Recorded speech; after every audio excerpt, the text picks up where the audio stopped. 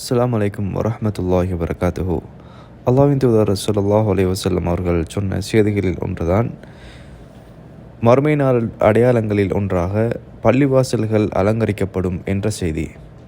இதனை புகாரி மற்றும் முஸ்லிம் ஆகிய ஹதீஸ் நூல்கிரந்தங்களில் பார்க்கலாம். தற்போது நீங்கள் பார்க்கக்கூடிய இந்த பள்ளிவாசல்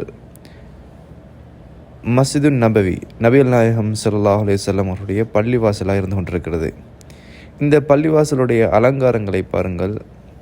பிரம்மாண்டமாகவும் அழகாகவும் இந்த அலங்காரங்களை அவர்கள் செய்து வைத்திருக்கிறார்கள்.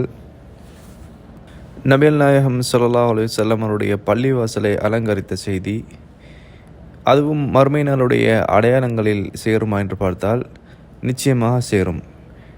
ஏனென்று சொன்னால், இறைத்தூதர் ஸல்லல்லாஹு அலைஹி வஸல்லம் அவர்கள் வாழ்ந்து கொண்டிருக்கின்ற காலகட்டத்தில் பள்ளிவாசல் விரிவடைந்தாலும் கூட அலங்காரம் என்ற ஒரு பேச்சுக்கு இடம் இருக்கவில்லை. இறைத்தூதர் ஸல்லல்லாஹு அலைஹி வஸல்லம் அவருடைய மரணத்துக்கு பின்பு பள்ளிவாசல்கள் அலங்கரிக்கப்பட்டது.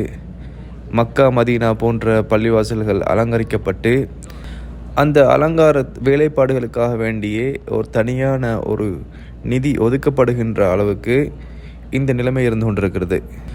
பள்ளிவாசல்கள் என்பது இறைவனை வணங்குவதற்கும் அவனை வழிபடுவதற்கும் அவனை துதிப்பதற்கும் உண்டான இடமாகத்தான் இருக்க வேண்டுமே தவிர, அலங்காரம் செய்யப்பட்ட இடங்களாக இருந்தால் அது இறை தூதர் சொன்னது போன்று மறுமை நாளுடைய அடையாளங்களில் ஒன்றாக மாறிவிடும்.